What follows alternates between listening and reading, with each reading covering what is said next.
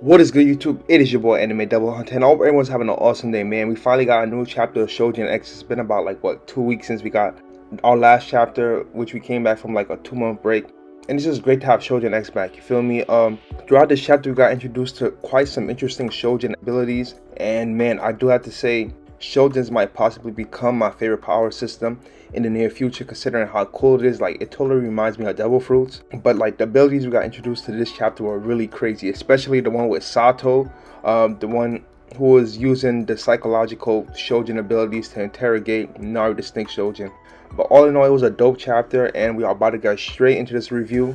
But before we do, if you are new to Anime Devil Hunter, welcome. Here on this channel we cover all sorts of dope, awesome Choujin X content. So definitely subscribe and join the channel, drop a like if you end up enjoying the video, and comment down below what you thought of the chapter. With that being said, let us begin. So we started the chapter off at Yamato Mori Underground Level 2, and it's a snake Choujin who tried to eat Tokyo at the zoo, who's getting interrogated. And we find out her name is Nari Sumiji. She's a beast Choujin. And she says to the girl that's interrogating her, "Could you let me out of here already?" And the girl who's interrogating her, I believe her name is Seikyo Kira, and she has a lie detector Choujin, which is really dope. Nari says to her, "I haven't got anything else to tell you." And the girl's like, but Nari says, "I just lost my temper, went on a little rampage." And basically the way her Choujin ability works is she's able to tell whether another person's statements are true or false by visualizing the X's and O's. And after Nari told her that, she visualized an X, so she's definitely lying. We then also find out that the simplicity of her Choujin abilities means that her interrogation skills are being put to the test. So while she's interrogating her, she thinks to herself, "Come on, Seiko, your bonus is on the line, you got this." So she's really trying to go hard to make sure she gets that bonus. So she says to Nari, "Please allow me to ask you again, has someone hired you?" And Nari says, "Nobody." She's an X. She then asks her, "Were you specifically targeting Kurohara, Tokyo?" And Nari says, "Could have been anyone." Another X. And then she asks her again, "Was it one of the tower, one of the Sandra associates who made the request?" And she says no. So she was actually telling the truth on this one. But it's really interesting considering if it wasn't them, then who was the client? In all honesty, I thought it was the dude who hired the dude with the baby mask. He beat up that dude who had the Luffy abilities. But I don't know. In all honesty, I don't know. I really don't know. But moving on, Keiko thinks to herself, this will take days if she goes through the list of Choujin with prior officers one by one. She needs questions that get to the point, and she might be a source of critical information on the tower. She's trying to get the answers out of her as fast as she could. But in the middle of this, we get introduced to a new character, Ishiro Sato, and boy, man, this guy's abilities are fucking insane, bro. I did not expect Sui Ishida to So Sato appears and says to her, "Miss Kira, I'm sure you're tired, I'll take your place." Sato sits down in front of Nari and says to her, "I hear you were testing Kurohara in some way. What was the test?" Nari says to him, "I was playing the role of the examiner for fun. I wanted to know how strong he actually was. He's a beast Choujin just like me. I just got curious." Sato then says, "So you were touring with him. How and when did you find out he was a Choujin?" She then says, "I'm telling you, if it was just a random coincidence, you can run into at least 3 Choujin a year without even trying." Sato then says, "Only one person every 1,000 has the aptitude to become a Choujin, and there are even fewer among those who have awakened." So he's immediately shutting down that shit immediately. None of that. Now he's like, "Oh, is that right? Seems to me that I run into someone like that by chance is more than a random coincidence." Now he's thinking to herself, "Will she just get to the point?" Sato then says, "You're hiding something. I more or less know that." He then says, "I'd rather not resort to extreme methods." Now he's like, "Wait, what? As in violence?" She then says, "Wow, and you call yourselves the Good Choujin Organization. You detain a delicate girl like me and want to do what exactly? I'm so looking forward to telling everyone about it." Sato then says, "Well, a powerless man like me couldn't hurt someone with beastification. Actually, I detest violence." And boy, oh boy. This is when we get introduced to Sato's Choujin ability, Psycho Share. So basically he has this crazy ability that allows him to transmit mental images, and he adds that it's quite a useful ability. He can convey abstract ideas to others that are difficult to describe in words as easily as if he were drawing them on paper. So it's basically bringing him into what you're thinking, what's your thoughts on exactly, basically bringing him into your mind. And boy oh boy, man, that has to be a crazy ability. So basically Sato brings her into this underground city with mental images of slugs that those are slugs to him. So bro, it's just crazy, man. So Sato then says to her, for example, he could imagine a map and share it with others among other things. If she wants to, he could replay a triple feature of the movie he saw last week. And she's like, she hates movies.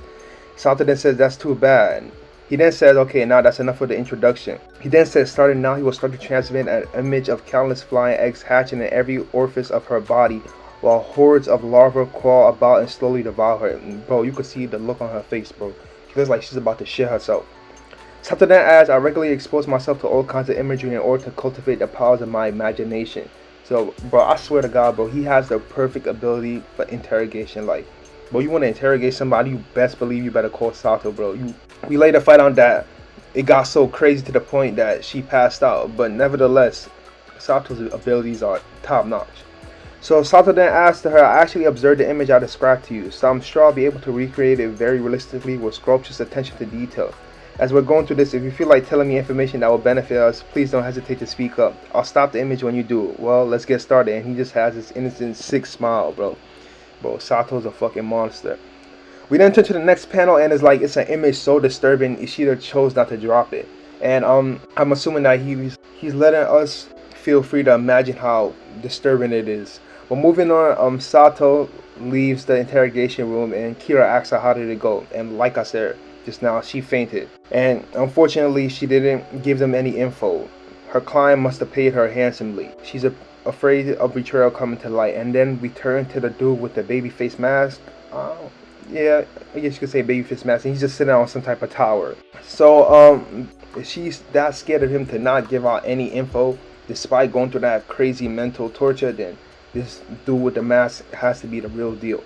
But anyways, moving on, Sato says to Kira that he'd like to keep her in custody for longer, so he'd like her to sort out some type of formalities and whatnot, ask for an extension and stuff, so she can come up with something. So yeah, we leave Yamatomori and we then go to the motel that the octopus dude is staying. You know, the octopus dude was hired by, I'm not too sure. It must have been probably the mask dude, I'm not too. All I know is he was hired by someone to go get Tokyo, and apparently the octopus dude is sleeping while the other hot chick is, you know, doing her thing with the dogs and whatnot. And apparently she's got a lead, and she tells him, the octopus dude, Ricardo, I guess that's his name, to wake up, and then they have to go.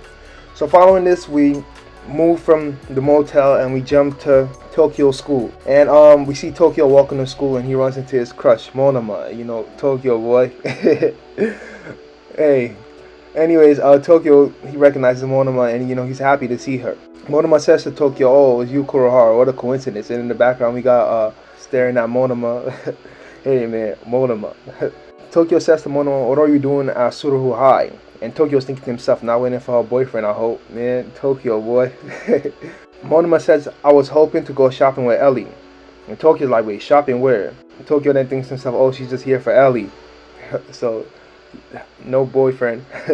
Tokyo still got a chance. Monoma then says to Jasto and Mobara, Ellie just came to Yamato, so she was hoping to show her around and whatnot. She then says, she said Gika doesn't have department stores. And Tokyo's like, well, you're right. She seems like something she'd be happy about. Tokyo then says, say, you're in uniform. Monoma's like, all right, I came straight from school. Tokyo's like, nice. Tokyo says, you look great. I think he whispers that to himself. He then says to Monoma, isn't it difficult working as a keeper while going to school? Monoma then says, she's used to it. We then find out that she's been doing it since 10, so damn, bro, like she's been doing this for a while, bro, for like majority of her life, damn near. Tokyo's like, so you've been a Choujin since you were small? We then find out that Monoma's dad was a Choujin, so she fully inherited her powers, which is really interesting. I didn't think, you know, you can gain Choujin powers from, you know, your parent being a Choujin, but that's a good thing to know. I thought Choujins were like more so manifestations, or like you needed like a syringe or whatnot, but you know, good thing to know, you know, diving more into how you get these abilities and whatnot. So apparently, you know, she's had her power since she was 4, so crazy. Tokyo thinks to himself, a Choujin since she was 4, her life's been completely different from mine. So that's gonna be a hard time trying to get with her, Tokyo. I don't know how you're gonna relate, my boy. Tokyo then says, I see, Monoma, you and Kagomura are amazing. And for those of you who don't know who Kagomura is, that's Simon. Tokyo then adds, and I heard Ellie started training too. He then says, so I've been thinking maybe I should do something too. And you know, Monoma, she then looks at Tokyo, and Tokyo says, maybe become a keeper. Monoma then says, you don't have to overthink it. There are plenty of Choujin who go about their daily lives without using their powers. You have your own path to take, Kurohara. But if you like to make use of your powers, I think you'll become a great keeper. and Tokyo starts blushing and whatnot. But at the same time, we get this little panel where Ozma in class and whatnot. One of the students asking Ozma could they join him for a club meeting, and he's like, cool. I hope Ozma's doing alright. So back to Tokyo and Monoma. Their conversation gets cut off when Simon calls Monoma and tells her that she's got a pile up on Prefecture Road 202 and the police have requested assistance. So Monoma has to go. And right in the middle of this, Ellie comes in the way. And Monoma apologizes to Ellie and tells her that a job came up, but she'll make the promise up to her later. In the middle of this, Tokyo steps up to the challenge and says, Monoma, it's alright. He'll take Ellie to the store, especially since he'd make a good keeper. Ellie's just looking at Tokyo, and Monoma's like, wait, you mean it? And Tokyo says, you can count on me. So Monoma then asks Ellie, is it cool if Tokyo takes his place and whatnot? And Ellie's like, yeah, sure. Tokyo then says, leave it to me. Monoma then says, thank you, Tokyo, and she's counting on it. And Tokyo is blushing and whatnot. Ellie's just looking at Tokyo weird, and she says to Tokyo, you're acting kind of creepy. And Tokyo's like, wait, that's kind of rude. So they then get on the train to head to Mobara. I don't know, the train scene's kind of cute. Ellie's holding on to the thing. Poor Ellie, I wish she could have got a seat and whatnot. But it looks like one of the seats are open. I don't know, I guess she chose not to sit. They finally reach Mobara, and Ellie can't believe how huge the store is. Since Ellie's a country girl and whatnot, she's not familiar with escalators and whatnot. She sees these manju cats. She can't believe, Ellie's like a kid at Disney World, essentially, if that makes sense. And Tokyo comments on how Ellie's so excited, and Tokyo's like, damn, even I get tired out. So while they're walking around the mall, Tokyo asks Ellie if she wants something from here, and Ellie wants a rice cooker. And they end up going to look for employees to ask for recommendations and whatnot, but unfortunately there aren't any employees. And as they walk around, they see a packaged Choujin, which I did not expect, man. Sui Ishiro, I love the way this is going. So anyways, Mr. Packaged Choujin, and he's saying to everyone, I'll package you up, I'll package everyone up. Tokyo, they're peeking, see what the hell is exactly going on. And Tokyo's like, is that a pervert? He's wearing a box. And Ellie points out, no, it looks like a Choujin. I felt a tingle just now. Ellie then says, Tokyo, look, we didn't see a whole bunch of people who've been packaged up. And unfortunately, poor all those people, man. Tokyo's like, wait, they're in boxes and whatnot. What's going on? Ellie points out, it must have been him. And she's like, we're beating him up.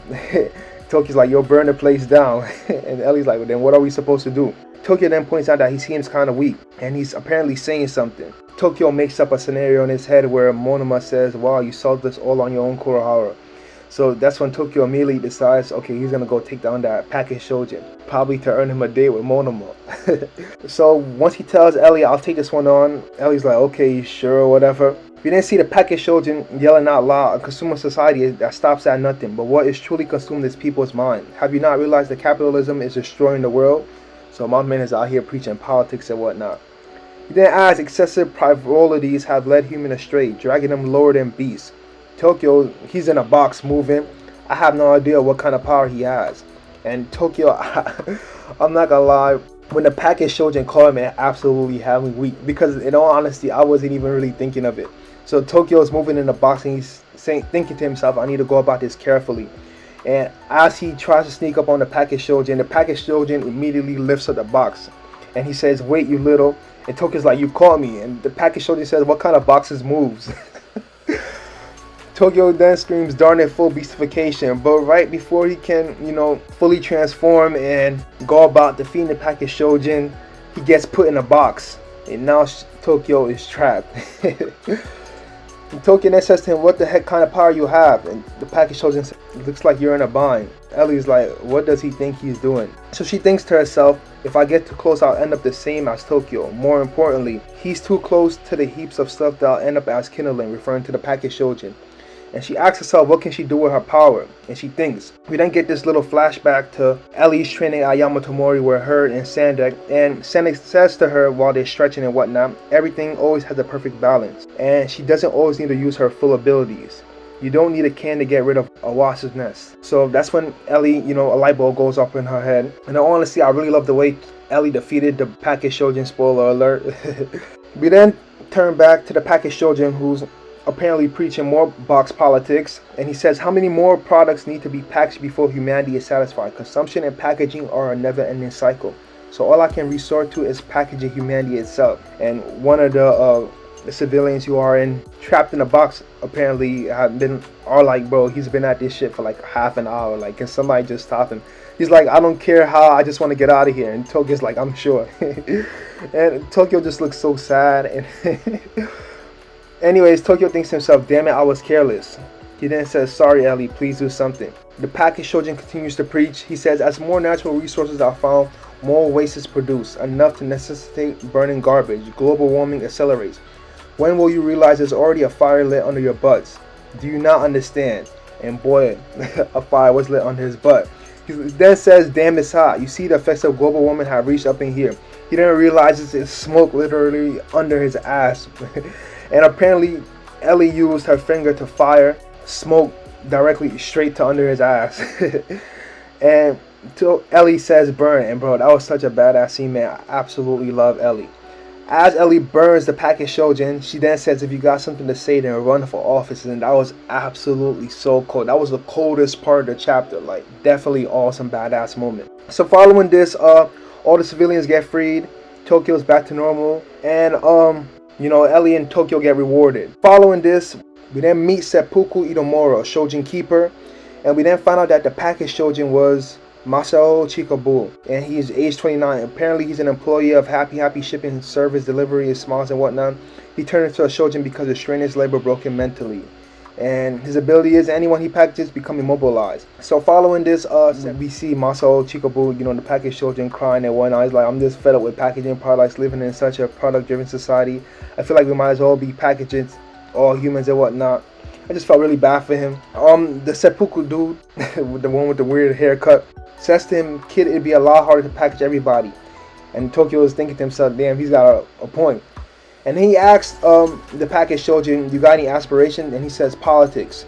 And then, you know, the dude says, then put your best foot forward. Seppuku Itomoro then introduces himself to Tokyo and Ellie. He says, the name's Itomoro, I'm a freelance keeper. And, you know, they look at his hair and whatnot.